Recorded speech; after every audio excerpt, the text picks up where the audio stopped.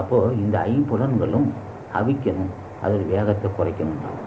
அப்போ எதுக்கு குறைக்கணும்னா ஒரு லட்சியத்தை அடையிறதுக்கு இது போக்கில் போகக்கூடாது. மனம் தடுமாற செய்வது இந்த பொறிப்புலன் தான். அப்போ என்ன சொல்கிறான், ஐந்தவித்தான் அதை சொல்லும்போது பொறிவாயில் ஐந்தவித்தான். பொறி என்பது அந்த மென்மது பொறி புலன். அப்போ முன்கருவி பொறி என்பது முதல் கண். கண்களால் பார்த்து ஒன்றை பற்றி புரிந்து கொள்ள, கண்களால் பார்த்து அப்போ அது என்ன அது ஏது அப்படி அறிந்து கொள்வது புலன். இப்போ வாயுஸ் பொறி. அப்போ இந்த பொருள் என்னென்ன சுவை இருக்குது, இந்த மாதிரி சுவையை பற்றி அறிவது தான் புலன், புலப்படுது. அதுலேருந்து நமக்கு புலப்படுதுன்னா நாவின் சுவை அறிகிறோம். என்ன சாப்பிட்டோம், இப்போ அது பகடா சாப்பிட்டோம், கோதுமை அளவு சாப்பிட்டோம், இதெல்லாம் சொல்லிகிட்டே இருக்கும். ஆக அந்த சுவையை பற்றி அறிகின்ற அறிவு தான் புலப்படுத்துதல். அப்படின்னா அது இருக்க தன்மை உணர்ன்னு சொல்லுவோம். ஆக இதுவும் ஒரு பெரிய பிரச்சனை தான். ஒரு மனிதனுக்கு கவனம் அந்தைய காலத்தை முருன்னு இழுக்கும். இதை அறுக்கிறதுக்கு ரொம்ப ரொம்ப கஷ்டப்பட்டவன் ஒவ்வொருத்தருமே. அது யோகிக்கு தான் தெரியும். அப்போ அதுக்கு உள்ள அர்த்தம் இது உள் செயல்பாடுகள், புற செயல்பாடுகள். அப்போ பொறிவாயில் ஐந்த வைப்பு என்பது அதன் வழியை செல்லாது தடுத்தல், நாட்டம் செல்லாதிருக்கு. இப்போ பொறி மீது குற்றமா மனசு மீது குற்றமா? மனசு அங்கே நாடுது, கண்ணை பயன்படுத்தும், தீய செயலை அந்த மாதிரி ஒரு கவர்ச்சியுள்ள பெண்ணை பார்க்கணும், அவரோட கூடணும் அப்படிங்கிறது. அந்த கவர்ச்சியுள்ள பெண்ணை பார்ப்பதற்கு கண்கள் தான் உதவி செய்யும். அப்போ நச்சவது அதே சமயத்தை உணர்ச்சியை தூண்டக்கூடியது செவி, உணர்ச்சியுள்ள பால் தூண்டுவது செவின்னு சொல்லுவோம். ஆக சுவை மீது நாட்டம். அப்போ என்ன சொல்கிறான், இதை மனசுக்கு அறிமுகப்படுத்த கருவி இதுதான். இப்போ அந்த போகிற அழகே பெண் போகிறான், அதை சாப்பிடணும், அப்படி அந்த பொருள் சாப்பிடணும், இந்த பொருள் சாப்பிடணும், நாவை பயன்படுத்தும். அழகை கண்டு ரசிப்பதற்கு கண்ணை பயன்படுத்தும். சுவையான உணவு சாப்பிட்றதுக்கு வாயை பயன்படுத்தும். நச்சுத்தன்மை அல்லது மனசை கிளச்சி உண்டு பண்ணக்கூடிய பாடலுக்கு அதை சொல்லுவோம். இது வாசனை பொறுத்த அவசியம் இல்லை. அது மாதிரி மெய் பறிச்சு உணவுன்னு சொல்லுவோம். பெண்களை கட்டி தருவணும் ஆறுதுன்னு எல்லாம் நினைக்கும். ஆக இது நாட்டமாக போகக்கூடாது அப்படின்னா இதை அவிக்கணும். பொறிவாயில் ஐந்த வித்தான் அப்படின்னாரு. அப்போ பொறிவாயில் ஐந்தை பொறுத்து ஒரு மேலான ஒன்றை அடைவதற்கு தான் அவிக்கணும்னா பொறிவாயில் ஐந்தை வித்தான் பொய்த்தீர்னார். சரியா? இப்போ நீ சொன்ன அவள் வள்ளுவ பெருமான் யோகி இல்லையா? இப்போ சில பேர் திருமணம் செய்ய மாட்டான், சரி மிக்க மகிழ்ச்சி, உப்புலாம் சாப்பிடுவான், அதுவும் சரி. காவது எந்த பாடலும் கேட்க மாட்டான், அதுவும் சரி. நறுமண உள்ள மலர்களை நுகர மாட்டான், அதுவும் சரி. இனிய தண்டலை மெய் உணர்வு அல்லவா, தீண்டல், மெய் தீண்டல். அப்போ பரிசு உணர்வு, எந்த பெண்ணை விரும்புதல் அல்லது குளிர்ச்சி, அது ரொம்ப சுகமாக இருக்க விரும்புதல், இதெல்லாம் அவன் என்ன சொல்கிறான், பொய் தீர் அப்படின்னா. சரி, இப்போது மெய்வாய் கண்முக்கு செவிகளை பற்றி அடக்குறாங்க. என்ன விதை, எதுக்கு பொறிபொருளை அடக்குன்னு கேட்டான். அவனுக்கே தெரியாது, திருமணம் செய்ய மாட்டேன் நான், ஓகே அது துறவு மேற்கொள்ள போகிறான். ஞானிக்கு சிரிப்பான், என்னடா அவன் துறவு தெரிஞ்சுக்கிட்டான். அப்போ திருமணம் செய்யாமல் இருந்தாலும் காட்டில் போய் யாரையும் பார்க்கக்கூடாது, ஒரு காட்டில் இருந்தால் அவன் என்ன செய்வான், அதனால் என்ன லாபம்னு கேட்டான். பொய் தீர்ந்தான். ஓஹோ, அடக்கு என்பர் அறிவுறார் 5 மடங்கு அமர் இருந்தார். அறிவிலார் தான் சொல்லுவான். பொறிபொருள் அடக்குன்னு சொன்னாங்க. என்னையா வள்ளுவ பெருமான் அடல் வேண்டும் 5 புலத்தை விடல் வேண்டும் வேண்டிய எல்லாம் வரும்னு சொல்கிறான். நீ அடக்கணும் அறிவிலார்னா. நான் சொன்னது ஞானியர் சொல்லல். எதுக்கு அடக்கணும், ஏன் அடக்கணும்? பொய்யை தீர்க்கணும். அப்போ பொய்யை தீர்த்தா அது மெய் இருக்குன்னு அர்த்தம். பொய் அப்படின்னா அதுக்கு மெய்யன்னு இருக்கணும். அப்போ இருட்டுனா ஒளி இருக்கணும் அல்லவா? அப்போ என்ன சொல்கிறான் இங்கே சொல்லும்போது, அந்த அடல் வேண்டும் 5 புலத்தை விடல் வேண்டும் சொன்ன இதே வள்ளுவ பெருமான் என்ன செஞ்சுட்டான், பொய் தீர் ஒடுக்கணும். இங்கே அடல் அதான் சொல்லுவான். அடக்கன்னு அறிவுறார் 5 மடங்கு அமர அரங்கிலனர். பொறிபுலனை அடக்குவான், ஆனால் தெய்வத்தன்மை இருக்கு, அமரர் அங்கு இல்லை, தெய்வத்தன்மை இல்லைன்னா. அப்போ தெய்வத்தன்மை பெறுவதற்கு தான் 50 அடக்கணுமே தவிர பெருசாக வேணும் என்றோ அல்லது நான் எதை நாட்டம் கொள்ள மாட்டேன்னு சொன்னால் அதுக்கு பயன் இல்லைன்னு சொல்லிட்டான். இங்கே யோகிகள் பொறிபுலனை அடக்க வேண்டும், அந்த வழியை செல்லக்கூடாது. எத்தனை ஆண்டுனா என்று உடம்பு புறாவும் மாறுதோ தன்னுடைய விகார தேகம் நீங்கும் வரையில் பொறிபுலன் வழியை செல்லக்கூடாது. அப்போ தான் உண்மை, அப்போ அவன் தான் தெளிவுடையவன். இல்லைன்னா வெறும் ஆரவாரமான இதுக்கு அடக்கிறதுனால பயனில்லை. அமரர் அங்கு இல்லை, அங்கே தெய்வம் தன்மை இல்லை. அப்புறம் சொல்லும்போது அடக்கன்பர் அறிவுறார் 5 மடங்கும் அமரர் அங்கு இல்லை, தெய்வத்தன்மை இல்லை. 5 மடங்கில் அசேதனமாக மின்றிட்டு 5 மடங்காக அறிவறிந்தனர் அப்படின்னு சொன்னால் பொறிபுலனை அடக்குவது ஆடு மாடோடு அடக்கியிருக்கு. அது நாம் இன்னொரு சொல்லுவோம், ஆடு மாடோட காய அடிச்சுட்டா அதோட ஆண்மை இழக்க செஞ்சுட்டா கூட பேசாமல் இருக்கும். அது என்ன அர்த்தம்? வள்ளுவ ஞானிகள் அப்படி இல்லை. பொறிபுலன் அடக்கும் நோக்கம் பொய்யை தீர்க்கணும்னா. எதுயா பொய்யுன்னா, பொய்யுக்குள் மெய் இருக்கு, இந்த உடம்புக்குள்ளே ஒரு சுடர் இருக்கு, ஜோதி இருக்கு. யோகிகள் அறிந்திருக்கிறாங்க. பொய் தீர் அப்படின்னா பொறிபுறம் அடக்குவதன் நோக்கம் புற உடம்பாகிய மும்மல தேகமாகிய நம்ம தொடர்ந்து பிறவி உண்டு பண்ணக்கூடிய மும்மலமாகிய அல்லது காம தேகத்தை நீக்கணும்னா பொய்த்தீர். யோகிகளுக்கு தான் தெரியுது. பொய்த்தீர் ஒழுக்க நெறி நின்றால் நிர்வாகம் பண்ணான். பொய்யை தீர்த்தால் மட்டும் போதுமா? ஒழுக்கம் நெறி நீக்கணும்னார். என்ன காரணம்? ஒழுக்கம் என்று கட்டுப்பாடு. எடுத்துக்கொண்ட லட்சியத்தை அடையும் வரையில் அதிலிருந்து அந்த ஒரு கட்டுப்பாடு. பொய்த்தீர் ஒழுக்க நெறி நின்றார், நெறி நிற்க நின்றார். பொய்த்தீர் பொய்யை தீர்க்கும் வரையில் நெறி நிற்க வேண்டாம். நெறினா நல்ல பாதையை கடைபிடிக்கணும்ட்டான். இல்லைன்னு சொன்னால் பயனற்றது அப்படின்னு சொல்லிடுவான். அப்போ ஞானிகள் என்ன செய்யறான்?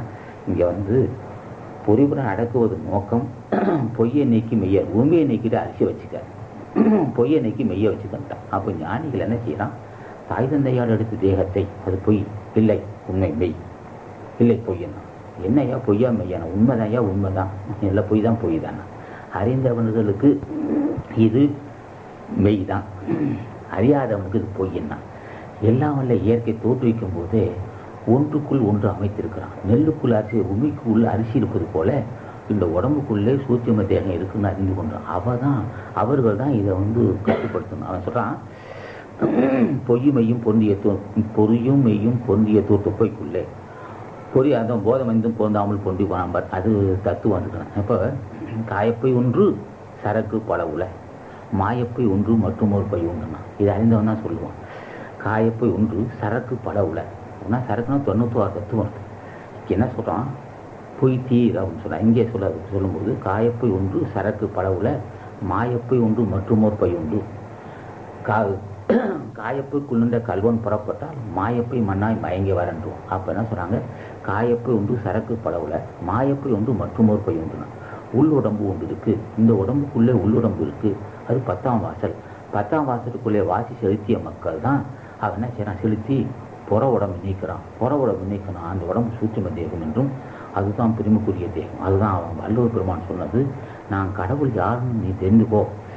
கடவுள் யாருன்னா இது மாதிரி பொறிபுறம் அடக்கணவனும் பொறிவாயில் 5 அவித்தவனும் அது வேகத்தை குறைத்தவனும் எது பொய் எது மெய்ய நின்று பொய்யை நீக்கினவனும் அதே சமயத்தில் அதை அடையும் வரையில் ஒடுக்கமாக இருந்தவனும் உறுதிமிக்க கொள்கையை கடைப்பிடித்தவனும் சொல்லிட்டாங்க.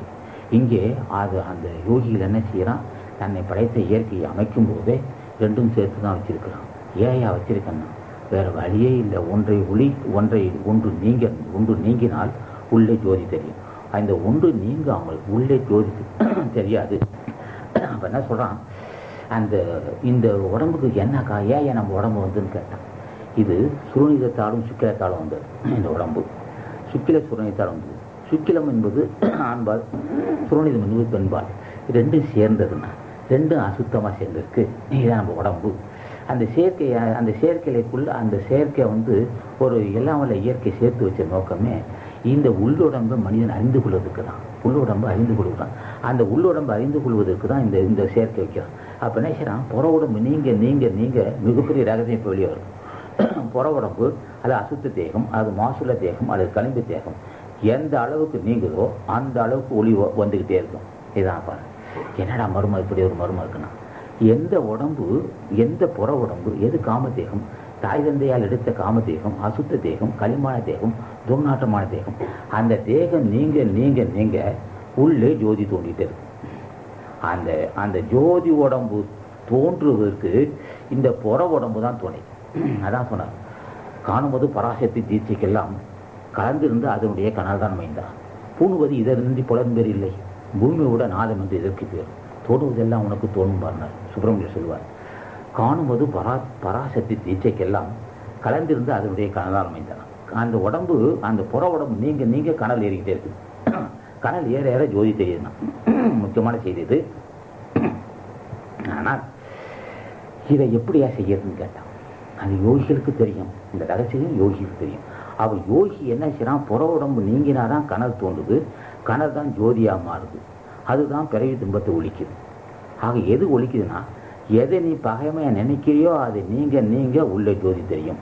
அதான் சொன்னா, காயப்பை உண்டு சரக்கு பல உள்ள, மாயப்பை உண்டு மற்றும் ஒரு பை உண்டு, காயப்புக்குள் நின்ற கல்வன் புறப்பட்டார், மாயப்பை மண்டாய் மயங்கினார்.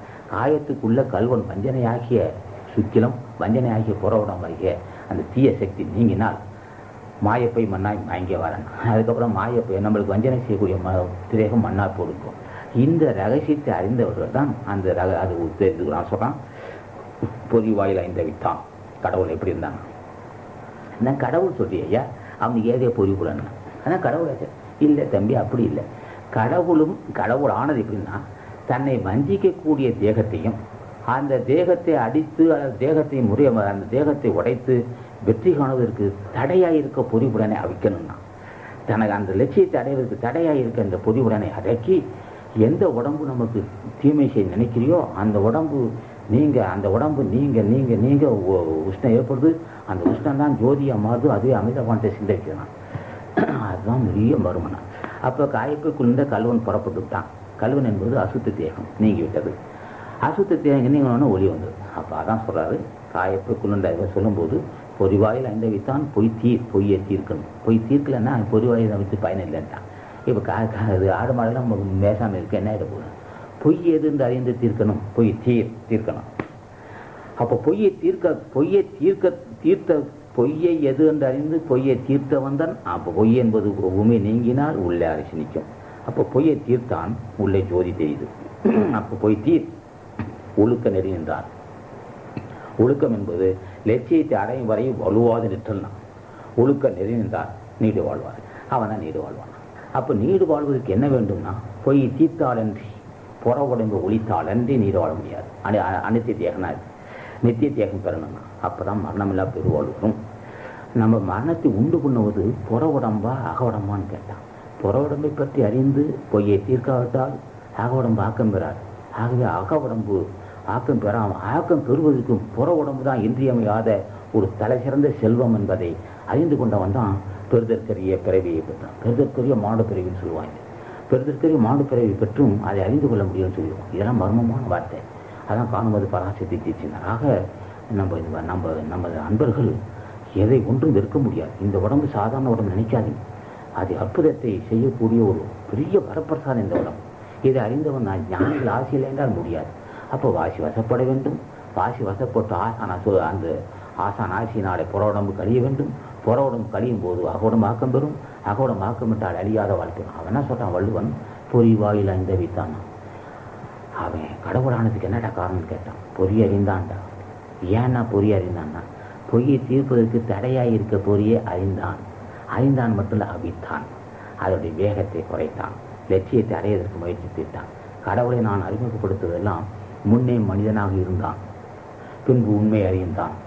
உண்மை எது பொய் என்று அறிந்தான். பொய்யை நீக்கினான், உண்மை அறிந்தான், கடவுளானான். அவன் இந்த மாதிரி பின்பற்றிருக்கிறான். நீ அப்படி பின்பற்றவன் சொல்லி கடவுள் யாருன்னு கேட்டான். பொறி வழியை செல்லுகின்றவன் கடவுள் அல்ல. சரி, பொறி வழியை செல்லுகின்றவன் கடவுள் சொல்லும்போது பொய்யது மெய்யது என்று அறிந்தவன், பொய்யது மெய்யது என்று அறிந்து பொய்யை நீக்கி மெய்யை கடைபிடித்தவன் அவன் தான் கடவுள் தான். இப்படிப்பட்ட ஒரு தத்துவத்தை கொண்டு போய் அந்த பாடலில் வச்சிருந்தா யார் தான் உரை எழுத முடியாது. ஆக அவர் என்ன சொல்றான், அப்படி இருக்கும்போது அந்த யோகிகள் மட்டும்தான் புரியும். இந்த மாதிரி உள்ளவன் தான் பொறிவாயில் சென்றவன் மனிதன் என்றும் பொறிவாயை செல்லாது உண்மை பொருளை அறிந்து பொய்யை நீக்கி மெய் என்று சொல்லப்பட்ட ஒளி உடம்பை பெற்று சூட்சும திரேகத்தை அடைந்து வெற்றி கண்டவன் எவனோ அவன் தான் அவனே நீ உன்னை இப்படி சொல்லியிருக்கிறான். அவன் இப்படி போயிருக்கிறான், நீ அப்படி நீ போகணும். அவன்லாம் பொங்கப்பிள்ளை இருந்ததெல்லாம் வந்துடல. பொங்கப்பிள்ளை இருந்து அவனை மனைமோடு கொஞ்சிக்கிட்டு வந்துடல. தம்பி இவளை கஷ்டப்பட்டுருக்கிறான். அதை நீ அவனை யாருன்னு உனக்கு நான் கடவுளை அறிமுகப்படுத்தலை, கடவுள் செய்கை அறிமுகப்படுத்தலையா, கடவுளை அறிமுகப்படுத்தியான்னு கேட்டேன். இதெல்லாம் இந்த கேள்வி என்ன கேட்டுட்டு இருக்காரு. கடவுளை செய்கை அறிமுகப்படுத்தியிருக்கிறேன். கடவுள் யாருன்னா தன்னை அறிந்தவன், தன்னுக்கிட்ட படைகணித்து அறிந்தவன், எது நமக்கு எடையூ செய்து அதை அறிந்தவன், அதை நீக்கினவன். உடம்பு அசுத்த தேகத்தை நீக்கினவன். அவன் சுத்த தேகத்தை பெற்றிருக்கான். அவன் கடவுளாயிருக்கான். அவன் இன்னது செஞ்சதுனால தான் அவன் கடவுளாயிருக்கான். உனக்கு இது சொல்றேன். நீ கடவுளை பற்றி பேசினியா, அது கடவுளுடைய திறமையை பற்றி பேசினியானா? இந்த கேள்வி என்னகிட்ட கேட்காது. கடவுளின் திறமையை பற்றி பேசினேன். கடவுளை பற்றி அறிந்து கொள்வன் அத்தனை பேரும் பொய்யை அறிந்திருக்க வேண்டும். பொய்யை அறிந்து அவன் கடவுள் ஆகியிருப்பதற்கு காரணம் பொய்யை அறிந்து நீக்கியிருக்கான். நீ அதை பின்பற்றணும். அவன் லட்சியத்தை அடைவதற்கு உறுதியாக நின்றுதான். சொன்னார், மானார் வெளியே கடந்தேறி வந்தனன் வாழ்குருங்க. பட்டணத்தா சொல்லும்போது மானார் வெளியே கடந்தேறி வந்தனன் வாழ்குருவும் கோனாகி என்னை குடியேற்றி கொண்டனன் குற்றமில்லை. போனாலும் பேர் இருந்தானர் பெரிது பொய் அன்றுகான். ஆனாலும் இந்த உடம்போடு இருப்பது அருவருப்பினார். எந்த உடம்புன்னு கேட்டான். தாய் தந்தையால் எடுத்த உடம்பை நான் பாதுகாக்க நான் விரும்பவில்லை, அப்போ விடவும் விரும்பவில்லை. அப்போ எதுக்கு எந்த உடம்புனா இந்த உடம்பு தாய் தந்தையை எடுத்த உடம்போடு இருக்க விரும்பலையா எந்த தேக்கணும் அதான் ஞான தேக்கணும் போய் தீர்னார். அப்போது கடவுள் எப்படி இருக்கான், கடவுளை அவரும் அறிமுகப்படுத்துறார். நான் வள்ளுவன் எப்படி அறிமுகப்படுத்தினானோ அதே மாதிரி ஆசான் பட்னத்தாரும் எனக்கு ஆசான் மானார் வெளியே கடந்தேறி வந்தார். எனக்கு ஆசான் வெற்றி பெறுவதற்கு என்ன காரணம் கேட்டான், பெண்களுடைய கண்கள் பார்வையில் அவனுடைய பெண்களுடைய அந்த பார்வையிலிருந்து வெற்றி பெற்றவன். அவள் பார்த்தால் அதான் சொன்னான், அந்த பார்வையினுடைய வேகத்தை குறைத்தவனார். நோக்கினால் நோக்குதில் நோக்குதல் தாக்கணங்கு தானே கண்ட அண்ணாது உடைத்தான் வள்ளுவன். அவள் பெண்ணை தான் விரும்புகின்ற காதலி அவன் நேராக பார்த்தான்னா பெரும் படை தாக்குவது கொடுக்கணும். நோக்கினால் நோக்குதில் நோக்குதல் தாக்கணங்கு தானே கண்டான பெரும் படையை தாக்குவது போன்றிருக்கணும். அப்போ தான் விரும்புகின்ற காதலை தன்னை பார்க்கும்போது மலையெல்லாம் கடுகு போன்றது.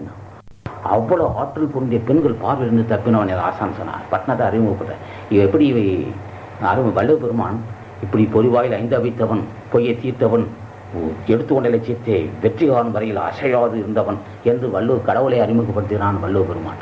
நானும் அவன் சொல்லுவார், நான் அப்படி வந்தேன் அப்படிதான் அர்த்தம் இருக்கு. இங்கே என்ன சொல்வார், எனது ஆசான் மானார் வெளியே கடந்தேறி வந்தான், பெண்கள் பார்வையை வேல்வெளியை என்று வெற்றி கண்டவன் தான்.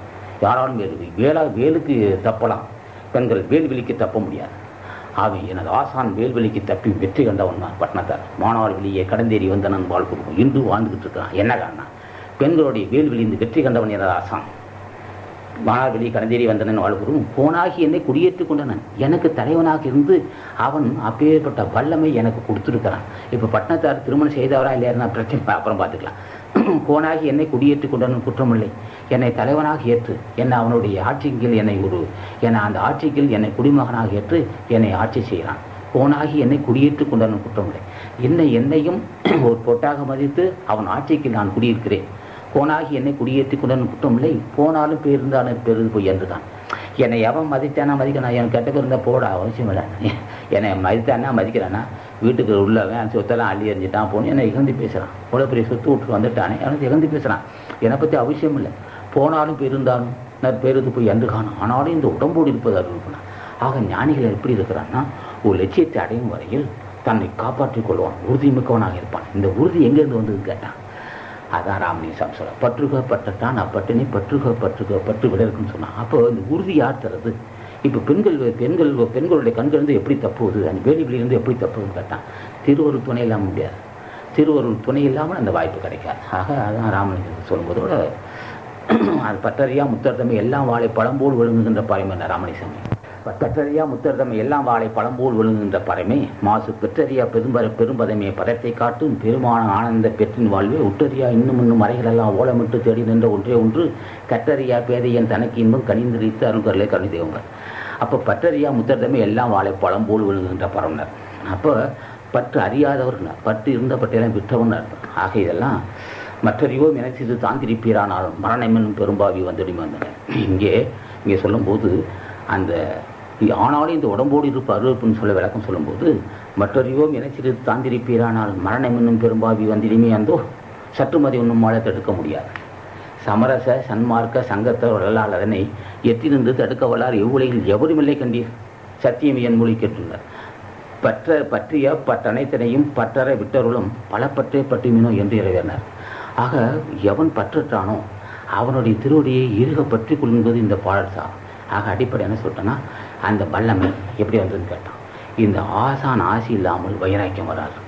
ஆசான் யாருன்னு அறிந்து கொண்டவர்கள் ஞானிகள் எல்லாம். பட்னத்தார் பெரிய மகான், இப்போ வள்ளுவ பெருமான் பெரிய மகான். அவரை பூஜை செய்தனால்தான் அந்த வல்லமை வேல்வெளியை வெல்லும் வல்லமை கிடைத்ததுனா.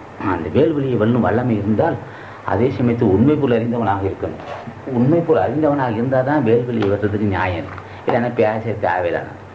உண்மை போல் அறிந்து உமையை நீக்கி தவளை நீக்கி அது புறவுடம் நீக்கினா தான் அந்த வாய்ப்பு கிடைக்கும். இல்லைன்னா அந்த ஆற்றல் வராதுன்னு தான் இங்கே வள்ளுவருமான் அதான் சொன்னான், பொய் தீர் ஒழுக்கம்னா பொய்யை தீர்க்கக்கூடிய அந்த ஒழுக்கம் நெறின்னு சொல்லுவோம். இதுதான் இந்த பாடலோட சாரம். ஆக அடிப்படை வள்ளுவருமான் இந்த பாடலை அறிமுகம் சொல்லும்போது கடவுள் யாருன்னு கேட்டால், தனக்கு விரோதியாக தனக்கு வஞ்சிக்கக்கூடிய ஒரு புறவுடம் நீக்கி அந்த புறவுடம் நீக்கும் போதே கனல் ஏறிக்கொள்ளுகின்ற அந்த கனலை இந்த புற உடம்பு நீங்க அது உள்ள உடம்பு ஆக்கம் பெறும், ஜோதி உடம்பு தோன்றும்னு சொல்லி இந்த பாடல் வெற்றி கண்டவன் கடவுள் என்பவன் இப்படி தான். அவன் தான் கடவுள். பொறிவுடன் அறிந்தவனும் பொறிபுலன் அறிந்து எதை நீக்கணுமோ, எந்த உடம்பு நீக்கணுமோ அந்த உடம்பு தானே நீங்கியும் அதுக்கு பாடுபடுன்னு தான் பெரியவன் சொல்லுவான். வைராக்கியம்னு சொல்லுவான். ராமலிங்க சாமி சொல்லும் போது பற்றில் அந்த திருவடைய பற்றனைத்தும் பற்றறை விட்டார் உள்ளனர், எல்லா பற்றையும் நீக்கி பற்றில்லாதவனுடைய திருவடியை பற்றி கொண்டாதான் அந்த வாய்ப்புன்னு சொல்லுவான். அடுத்த பாடல் இப்போ இப்பேற்பட்டவன்யா இந்த இது மாதிரி உப்பு இல்லாமல் சாப்பிட்டு பல ஆண்டுகள், அது கிட்டத்தட்ட 21 வருஷம் 22 வருஷம் உப்பு இல்லாமல் சாப்பிட்டு பெண்ணுறவு இல்லாமல் ஒரே வைராக்கியமாக இருந்து நமக்கு நல்லதுக்கிட்ட தெரியாது. நம்ம உடம்பு நல்ல உடம்பா கெட்ட உடம்பா, இது நரகத்துக்கு ஏதுவானதா சொர்க்கத்துக்கு ஏதுவானதா, நாம் என்ன செஞ்சுருக்கோம் ஏது இருக்கோன்னு நமக்கு தெரியாது. அவன் யாரும் பல ஞானிகள் பல ஜென்மங்களை புண்ணியம் செய்து ஞானிகள் ஆசி பெற்று எது ஊமி எது அரிசி எது என்ன நடந்தது ஏது நடக்குது என்ன இருப்பது, இந்த உடம்பு கூறு என்ன, இதோட யோக்கியது என்ன, இதுக்குள்ளே என்ன அற்புதம் இருக்குது, என்ன நரகம் இருக்குது, என்ன கேடுதான் இருந்தது. அவன் அரும்பாடுபட்டு பொறிபுலன் அடக்கி வெற்றி கண்டு மிகப்பெரிய வல்லம் உள்ள அப்பேற்பட்டவனை என்ன பண்ணணும் சொல்ல முடியுமா? அவன் கேட்பான், ஏதோ ஒரு 4 நாளைக்கு உப்புலாம் சாப்பிட்றானு, அது எப்படி முடியும்னா, பின்ன எப்படி பேசுறியே, என்ன ஒரு வாரத்துக்கு உப்புலாமல் சாப்பிடுறியா, அப்புறம் பார்த்துக்கானு. சரி அது ஒரு வாரம் பல்ல கடிச்சிருப்பான், உடம்பு ஒத்துக்காது. சரி அது போட்டும், நீ 1 மாதம் சாப்பிட்டுருக்கட்டும், 1 மாதம் 10 நாள் சாப்பிட்டுக்கணும், பெண்ணொரு கொள்ளாமல் இருக்கணும், அது எப்படி முடியும்னா, அப்புறம் இப்போ நீ தொடர்பு இருக்கணும்னு. அப்போ கேட்டு தான் வைக்கிறேன், கேட்டு வைக்கிறது மட்டும் வந்திருக்கிறேன், நடைமுறைப்படுத்த முடியாது இல்லையே. நான் என்னை போன்றவனும் கடவுள் சொல்லாமல் இருந்தானையா 20-22 வருஷம் உப்புலாம் சாப்பிட்ருக்கான், அது பெண்ணுறவு கொள்ளாமல் இருக்கானையா, உன்னால் முடியுமா? முடியாது, அது முடியாது. உப்புலாம் சாப்பிடாம முடியாது. சரி அவன் எந்த காட்சியும் காண மாட்டானையா, நீ எதையாவது காணாமல் மனசு ஒருநிலைப்படியான்னு அது முடியாதுன்னு. பின்ன என்னையா கேட்குறேன். என்ன சொல்கிறான், மனித வர்க்கம் சாதிக்க முடியாத சாதனை பெண்ணுறவு கொள்ளாதிருத்தல், உப்பெல்லாம் இருத்தல், வேறு வகையில் கவனம் செல்லாதிருத்தல், தினம் தியானம் செய்தல், பொருளாதாரத்தை கண்டு மயங்காதிருத்தல், சரணப்படாதிருத்தல், பொறாமைப்படாதிருத்தல், வஞ்சனையற்றிருத்தல், மேலான எண்ணத்தை மேல் உயர்ந்த லட்சியத்தை அடைய நினைத்தல், இது போன்ற ஒரு தன்னலமில்ல மிகப்பெரிய வல்லம் உள்ளவர்கள் அவர்கள். அப்படி இருக்கும்போது என்னை போன்றவன் எப்படி சொல்ல முடியும்? சொல்ல முடியாது. அவன் சொல்கிறான், தனக்கு உகமை இல்லாதான் என்னை போன்றவன் அல்லது அவனுக்கு நிகரானவன் யாரும் இல்லை இவ்வுலகில். தனக்கு உகமை இல்லாதவன் அவன் இந்த மாதிரி தான் ஐயா, அந்த தலைவன் அவன் இந்த மாதிரி தான், கடவுள் இப்படி தான் சொல்ல முடியாது. அப்பேற்பட்ட ஒரு நிலை உயர்ந்தவன் தான் பொறிபுலன் அடக்கினவன், இருள் எது அறியாமை எது என்று நீக்கினவன், இருளை நீக்கி ஒளியுடம்பு பெற்றவன், அறியாமை நீக்கி தெளிவடைந்தவன். ஆகவே அவனுக்கு நிகரானவன் உலகில் இல்லைன்னா அவன் யாருன்னு, அவனுக்கு நிகரானவன் அவனே தான். ஏன்னா அவ்வளோ வல்லம் உள்ளவன் இல்லையா, அது போன்றவன். ஆனால் தனக்கு உமை இல்லாதான், தனக்கு நிகரானவன் உலகில் இல்லை. என்ன காணது வைராக்கியம் எடுத்து கொண்டு லட்சித்தினார். அப்போ வருவழி போவழி மாயாவழியை கருவழி கண்டவர் காணாவழியை பெருவழியானந்தி பேசும் வழியை ஒரு வழியே சென்று கொள்ளணுமாம்னா, வரும் வழி போவழி மாயா கண்டவன் யாருன்னா அப்பேற்பட்ட வல்லம் உள்ளவன். வரும் வழி போவழி மாயாவழியை தனக்கு நிகரான உலகத்தில் அவனுக்கு நிகர் அவன்தான். தனக்கு உகமை இல்லாதான் தாழ் சேர்ந்தார்கல்லால் மனக்கவலை மாற்றுதான். அவனை வரும் வழி போகும் வழி, வருகின்ற காற்று போகின்ற காற்று, வரும் வழி போகும் வழி மாயா வழியை. மாய்தல் என்பது சாகுதல். உடம்பு இந்த காற்று வந்துக்கிட்டு போய்கிட்டு இருந்தால் வெளியே போகிற காற்று செத்து போகும், வருகின்ற காற்று உயிர் உண்டாகும். வரும் வழி போகும் வழி மாயாவழியை கருவழி கண்டவர் காணாவழினா. அப்போ மாயாவழியை, அப்போ மாயா பொறுமைத்து ஒடுங்கின்ற காற்று வெளியே வராது, வெளியே வந்தால் செத்து போச்சுன்னு அர்த்தம். மாயாவளினா மாய்கின்ற வழி வந்து போகின்ற காற்று, மாயாவளி என்பது பொறுமைத்து ஒடுங்கின்ற காற்று. மாயாவளியை கருவழி கண்டவர் காணாவழியை. யார் ஒருவரும் பெண்ணுறவு கொண்டானோ அவனுக்கு காணாவழியை அவன் காண முடியாது. ஏன்னா அப்படியே லேசாக விசாரிப்போம், ஏதாவது பெண்ணுறவு இருந்தால் அப்படி இருக்கா இப்படி இருக்கா அப்படி இப்படி நைஸாக விசாரிச்சுவோம். ஆஹா இவன் பெண்ணுறவு கொண்டிருக்கிறான், இவன் வெகு நாள் ஆகும், இது தேடி வர்றதுக்கு ரொம்ப நாள் ஆகும். சரி இப்போ சரி இப்போ அவனுக்கு வாய்ப்பே இல்லையானா இருக்குது. அப்போ வாய்ப்பு அதே ஆசானை உருக தியானம் செய்து ஆசி பெற்றுக் கொள்ளணும். இல்லைன்னா முடியாது. இல்லைன்னா இவன் பூஜை செய்வான், இது உப்புலாம் சாப்பிடுவான். உப்புலாம் சாப்பிட்றது சரி, கருவழி பெண்ணுறவு கொண்டவனுக்கு உப்புலாம் சாப்பிட்டா என்ன ஆகும்னா உடம்பெல்லாம் வெள்ளம் வெளுத்து போகும். அப்போ என்ன ஆகும், வெளுத்து போய் உடம்பு கெட்டு போகும், ஏற்றுக்கொள்ளாது. யோகிகள் ஏற்றுறான் கனலை, யோகிகள் ஏற்றி உப்புலாம் சாப்பிடுவான். அந்த கனல் என்ன செய்யும், இந்த உப்பிலா உணவை வாங்கிட்டு தேவையான உடம்பு சத்தோடு இருப்பான். கருவழி கண்டவர் பெண்ணுறவு கொண்டவன் உப்புலாம் சாப்பிட்டா உடம்பெல்லாம் வெளுத்து போய் செத்து போவானா. ஆக அந்த வெப்பம், அந்த யோக கனல் இந்த உப்பிலா உணவை சிறப்பாக வாய்ப்பு இருக்கான இருக்குது. அந்த ஒரு குறிப்பிட்ட காலத்துக்கு பிறகு பார்த்துக்கினார். ஆக இது பெரிய சிக்கலான வெட்டம். எப்படி அது வாய்ப்பை தருவான்னா, தலைவன் கூட இருக்கானப்போ கருவை அவன் என்ன செய்கிறான், முன் ஜென்மத்தில் பாடுபடுறான், தடுமாறி அதெல்லாம் அவங்க அந்த மாதிரி எதெல்லாம் கூடாதோ அது கூடி அதை தடுமாறி தடுமாறி செத்துக்குவோம். அப்போ என்ன செய்கிறான், அவன் பூஜை செய்கிறான், தொடர்ந்து பூஜை செய்து ஆசி பெறுவான். என்ன ஐயா கடைசி நேரத்தில் இப்படி கை விட்டுட்டேன்னா, வேறு வழி இல்லைப்பா, உன்னுடைய வினை பயன் முழு தேகத்தை நீ பெற முடியாத அளவுக்கு இப்போ போயிடுச்சு. ஆக இன்னும் கொஞ்சம் இந்த அடுத்த ஜென்மத்தை எடுத்து அவன் சொல்லுவான். அப்போ அவனுக்கு தெரியும், சரி நம்ம இது கடைசி காலத்து செத்து போகும் தெரியும். செத்து போனாலும் கடைசிவரும் பூஜை செஞ்சுட்டே இருப்பான். கடைசி ஆன்மா பிரியும் போது நந்தி சார்போம் திருமல தேவான்றோம் அந்த ஆன்மாவோட கலந்துருவான். ஆசானை கலந்து கருப்பையில் கலந்துருவான். ஒரு கருப்பை இவனுக்காக அவன் சொல்கிறான், மின்னின்றிருந்து வினைக்கேடாமை கொண்டுனான், தன்னின்ற தாளை தலைக்காவல் முன்வைத்து உன்னின்று உருக்கி ஒரு பிற ஆனந்தம் கண்ணின்று காட்டி களிம்பட்டான். அப்போ என்ன செய்கிறான், அவன் பல ஜென்மங்களை பாடுபட்டு ஆசான் கடைசி நேரத்தை என்னையா அப்படி செஞ்சுட்டியான்னு கேட்டால், ஒன்று செய்ய முடியாதப்பா, உனக்காக நான் என்ன செய்ய முடியும், நீ உன் செய்த வினைப்பை ஒன்று வாட்டி வரைக்குது, நாங்கள் ஒன்றும் செய்ய முடியாது. ஆனாலும் என்னை நீ கடைசி நேரத்தில் என்னை கூப்பிடு, நான் உன் ஆன்மா பிரியும் போது நான் சாருகிறேன், இன்னொரு கரு தரிக்கும் போது உனக்காக நான் உள்ளே சேரேன். அப்போ பெரியவர்கள் பெருமைக்குரிய ஆசான் நம்ம செய்த பூஜையின் காரணமாக நம்மளும் கருணையின் காரணமாக கருத்தரிக்கும் போது ஆசானும் சேர்ந்து கொள்வான். அது பெரிய மர்மம். அது 551 அகத்தீஸ்வரர் 51 குருநாதமும் சேர்ந்து கொள்ளுனார். ஆசான் நமக்காக மனமிறங்கி ஆன்மா பிரியும்போது கூட சேர்ந்திருந்து குருநாதமும் சேர்ந்து கொள்ளும். பெண் கருவு தரிக்கும் போது 2 பேரும் சேருவான். அசுத்த ஆன்மாவும் இல்லை, முற்று பெறுவதற்கு கொஞ்சம் சிறிது தான், கொஞ்சம் தான் இருக்குது. ஒரு 4-5 வருஷம் பாடுபட்டால் போதும், ஒத்துக்க மாட்டான், யதார்த்தத்தை பண்ணுறான்.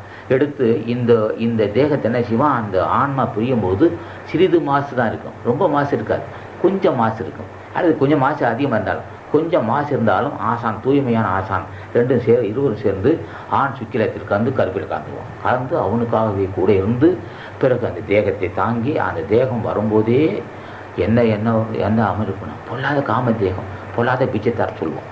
பொல்லாத பீஜம் என்பது கொடுமையான காமதேகம் நீங்கி ஒரு தரமான சரணங்கள் இருக்கும்.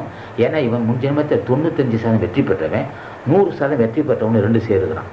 2 சேரும்போது மேலும் தாயினுடைய அந்த சத்தும் சேரும், தாய் சத்தும் சேருது, முன் சேர வினை இருக்குது. கிட்டத்தட்ட 15% 20% சரணங்கள் இருக்கும், காமதேகம் இருக்கும், சரணங்கள் தான் இருக்கும், ஆனால் செயல்பட முடியாது. அப்போ என்ன செய்யறான், 2 பேரும் சேர்ந்து வளர்ந்துக்கிட்டே வருவோம், வந்து தான் இதை செய்கிறான். அப்போ என்ன சொல்கிறான், இப்படி தான் வளர்ந்து சேரணும்னு சொல்லுவோம். அங்கே என்ன சொல்கிறான்னா, கருவழி கண்டவர் காணாவழியே பெருவழியான அந்த பேசும் வழியே குரு வழியே சென்றான். இதை பெருவழியாக தான், அதுதான் பேரும்பவள். ஆக ஞானிகளுடைய ஆசை அதுதான் இருந்து அதுக்கப்புறம் தேர்வார். இப்படியெல்லாம் கஷ்டப்பட்டு வந்தால் தான் முடியும். அப்போ என்ன சொல்கிறான், அவன் தனக்கு உண்மை இல்லாதான் தாழ் சேர்ந்தார்கள், தனக்கு நிகரானவன் அல்ல, இவ்வளோ கஷ்டப்பட்டு தேர்ந்தவன், அவனுக்கு நிகர அவன் தான். ஏன்னா அரும்பாடுபட்டவன், மேலும் பல ஜென்மத்தை புண்ணியம் செய்து ஆசை பெற்றவன். குருநாதமும் சேர்ந்து கொண்டது, கருப்பையில் குருநாதமும் சேர்ந்து அந்த 2ம் சேர்ந்து வந்ததன் காரணமாகத்தான் இந்த நிலைக்கு வந்திருக்கிறான். ஆகவே அவனுக்கு நிகர் அவன் தான், அவளுக்கு அரும்பாடுபட்டதுனால அப்பே ஏற்பட்டவனை நம்ம வணங்கணுன்ட்டான். வள்ளுவன் அறிமுகப்படுத்தும் போது முன்னே பொருவாயில் 5வத்தன் என்றும் பொய்யை நீக்கி மெய்யை கண்டவன் என்றும் முதல் பாடல் இருள் சேர் இரு விஷய இதுவனை சேரா என்று சொல்லி, பிறகு இந்த பாடலை இப்போ ஏற்பட்ட தவசி இவ்வளோ உயர்ந்த நிலை அடைந்தவன், அவனுக்கு நகரு அவன்தான். ஆகவே நீ அவனை வணங்கி கொண்டு எதுக்கு வணங்கி கேட்கணும்னு கேட்டான். அவன் எதுவும் செய்வான். ஆக்கல் காத்தல் அழித்தல் மறைத்தல் அருளல் ஆகிய 5 செய்ய வல்லம் உள்ளது. அப்போ அதுவும் அந்த இயற்கையிலிருந்து பெற்ற லாபம் தான். ஆறாய் இயற்கை அவனைப்பு நல்ல பேரா இயற்கை தரணும். ஆக பெரும் வல்லமையை எந்த இயற்கை தனக்கு விரோதமாக இருந்தோ அந்த இயற்கையை தனக்கு சாதகமாக கொண்டு இயற்கை செய்யக்கூடிய முத்துளிலையும் உயிரினை தோற்றுவிக்கும் வாழ்விக்கும் அழிக்கும் முத்துள் தான் செய்யும் இயற்கை. அந்த இயற்கையை தன் வசப்படுத்தி 5 செய்வான். ஒன்றை மறைப்பான், அருள் செய்வான், எதை வேணாலும் செய்வான். இயற்கைக்கு மீறிய செயல் 2 தொழில் செய்வான், 5 செய்வான். ஆக அவனை என்ன செய்தான் வள்ளுவன், தனக்கு உண்மை இல்லாதான், தனக்கு ஈடு இணை இல்லாதவன், நம்மை போன்றவன் அல்ல, மேலானவன், உயர்ந்தவன். அவனை தனக்குகம் இல்லாதான் தாழ் சேர்ந்தார்கள்.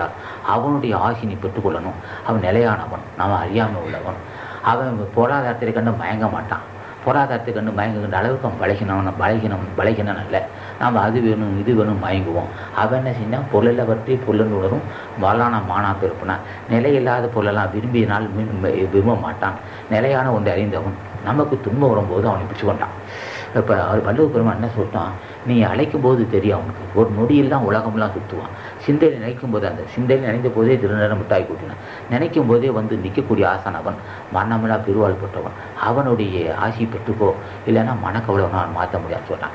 இந்த பாடல் வந்து ஒரு பாடல் வந்து இரு நீக்கணும் என்றும் பொறிபொலை அடைக்கணும் என்றும், அந்த அடைக்கின் காரணமாக அளவிலா சித்தி பெற்றவன் என்றும், அவன் சித்தி பெற்றதுனாலும் திருவடி பற்றிக் கொள்ள வேண்டும் என்றும் நமக்கு அது வள்ளுவ பெருமான் அறிமுகப்படுத்துவான். இப்போ இந்த பாடல் தலைவன் யார் என்று அறிந்து கொள்றானா? இரு நீக்கினவன், பொறிபுலனை வென்றவன், பொய்யை தீர்த்தவன், தனக்கு நிகரில்லாத ஆற்றல் பெற்றவன். நீ அவனை புரிந்து கொள்ளலாம். அவன் சொன்னான், தனக்கு உண்மையில்லாதான் தாழ் சேர்ந்தார். தனக்கு உண்மை இல்லாதான் தாழ் சேர்ந்தார் கல்லால் மனக்கவலை மாற்றல் அறிந்தான்.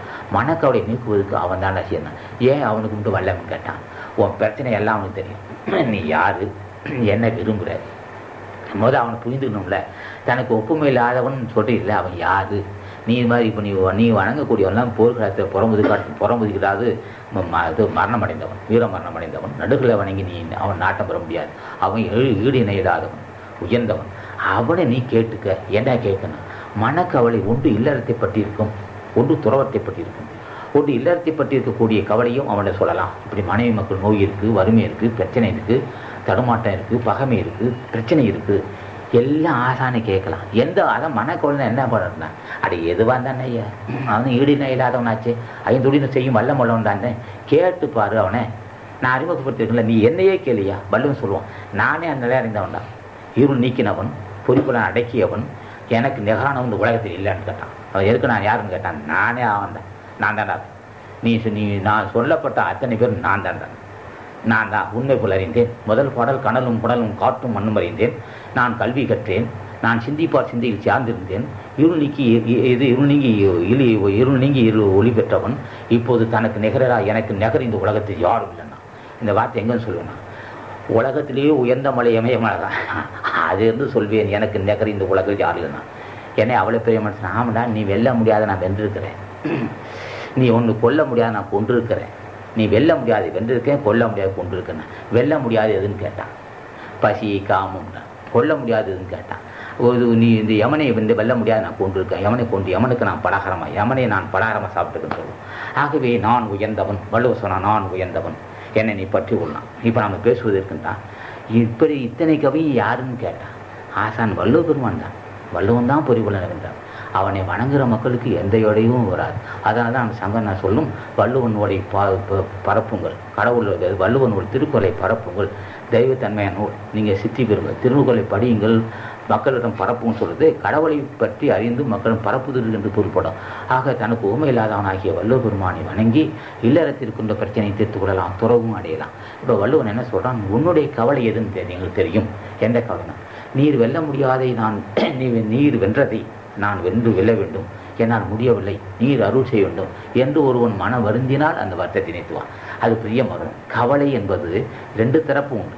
எதுவாயிருந்தாலும் சரி, இல்லறத்தை பற்றியா அதுவும் தீர்ப்பாயா, துறவத்தை பற்றி அதுவும் தீர்ப்பாயா, வல்லமை வேண்டுமா அதுவும் தருவாயா, எல்லா வேணாலும் தருவாயா வள்ளுவ பெருமான். அது தனக்கு உண்மையில்தான். ஆக வள்ளுவனை வணங்குகிற மக்களுக்கு துன்பம் இல்லை, காமம் இல்லை, மரணம் இல்லை.